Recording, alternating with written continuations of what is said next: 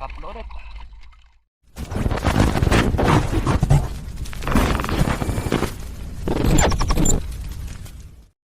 Welcome back ulit din sa ating panibagong episode. At aray, muli na naman tayong maninisid sa dagat.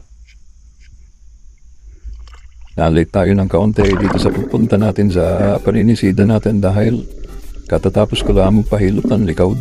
Kasakit na ba naman? Kahirap panisid pag kasakit ng likod. At aray, nakatanaw na nga agad na isang kuyog. At ito pang kasamaan yan, nasa gilid ng lindaang. At siyempre, ang ating unahing banatan ay aring nasa gilid natin malapit.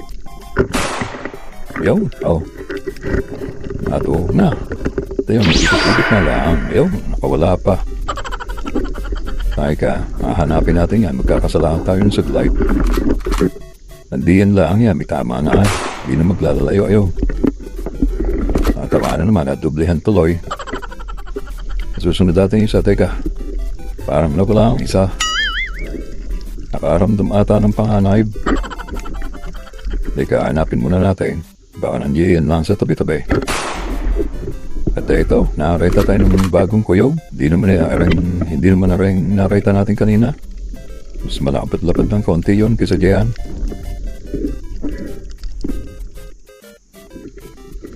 Pare, nahanap ko tayo. Nasa ilalim lang pala ng bato nagsuot. Ganyan yun ganyan ang kulay naon. Yan, katatlo na agad tayo. Dito pa sa tabi. Nasa gabewang pala ang ako Kuyog ang nahuli na. Tatlo agad na ako ang ating nahuli.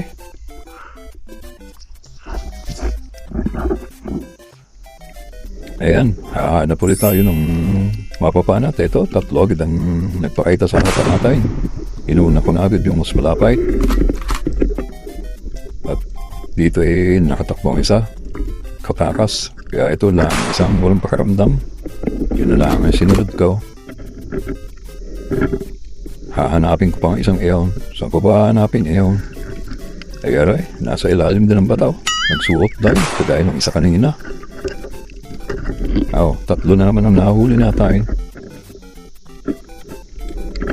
Bali, 6 na agad na kuyog ang ating nahulay. Nasa gabewang pahala ang ako. Di pa ako nakakalayo.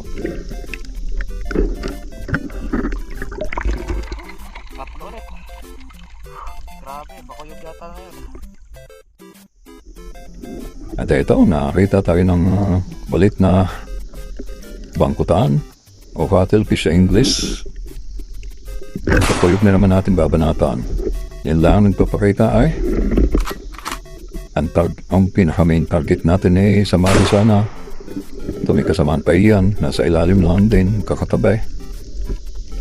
Dito nga pala sa ating pinanisidan na yun saltahan talaga sa dyan ng kuyog. Tsaka sumaral.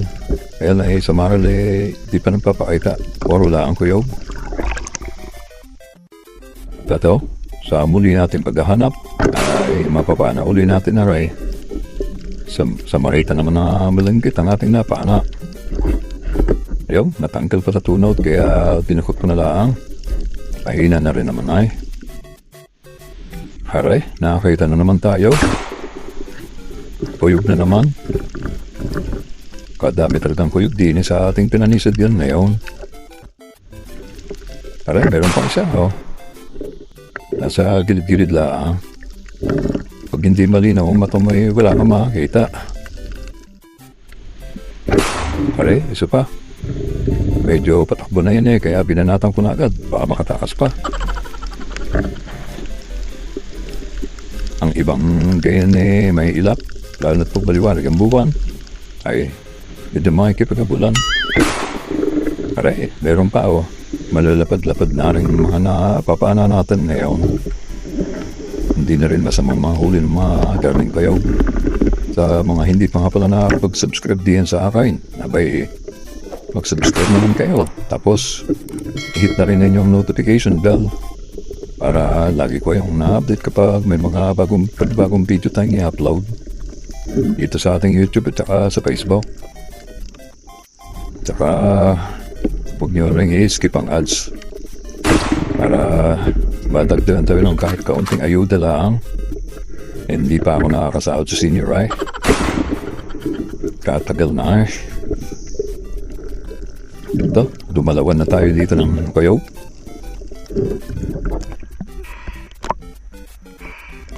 Nakadalawang kasa tayo din sa ilalim. Pero meron pang isa oh. Slap ang kulay eh. Malayo pa lang eh. Kitang-kita na. Meron pa yung kasamahan eh. Ayan oh. Kaya napabiglang kasa din ako dyan. Ayun. Oh. Huli tayo. Tanggal pala. Kaya naman. Di man lang sumuot sa ating siba. Yun oh. Dalawa na naman. Yeah, natanggal na naman. Ano ba? Ayan. Okay, pagod na ay. Kapos na ang hinga ay.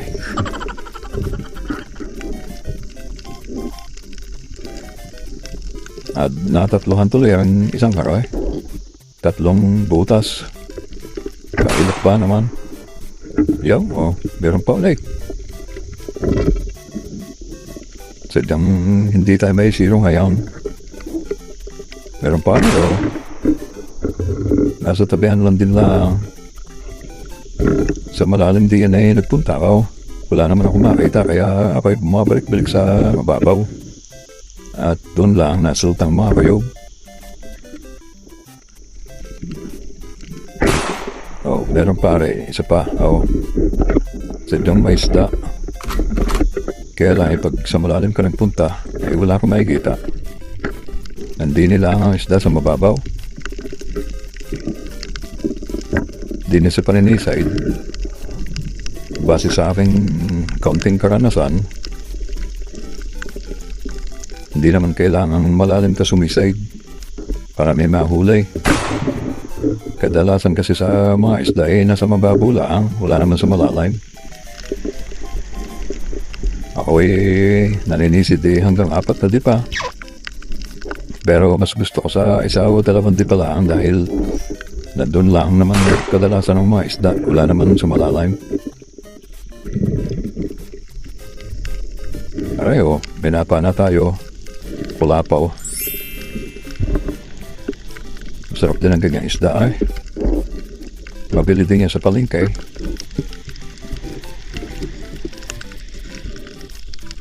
Kaya lang yung mga ganyang klase ng kulapo eh, sila may ilap. Ang iba niyan eh, masinagad lang ng ilaw eh, lalo na susuot sa bato. Areho, meron ko naman. Kuyog na naman. Kabinta na tayo na rin ng maganda-ganda. May panload na naman tayo. Malapad-lapad na rin, oh, malaki na. Ito paalad na yun eh. Aray, oh, may pawikan pa. Kung pwede nga lang huliin ng ganyan, eh, bakit ba hindi? Yan lang, ibawal mahuli ng ganyan eh. Ayun, oh, nakahuli tayo. Sa Maral ba tao? Pag sa Maral ba tao, eh, kaya na itura. Madaming tuldok-tuldok. Pero sa Maral yan. Ako na tayo. Medyo nagkakaroon na rin ng kulog at kidlat. Biglang dumilim tong kalangitan eh. Kaya parang uulan to ng malakas. Tsaka delikado. Baka matamaan tayo ng kidlat. Umaalog-alog na rin yung dagat eh. Medyo dinuduyan na tayo pag nalangoy. Ito lang yung mga nadalay natin ngayon oh. Mga danggit ang karamihan. Medyo malabo din ang tubig, kaya hirap makakita ng isda. Maglalakad na ako patabi. Baka abutin pa tayo dito. Doon ko na ito ihirangin itong mga huli ko. Bale, may 1.5 oras na ako nanisid. Nag-umpisa ako ng 6:30, ngayon 8:10 na ng gabi. Okay.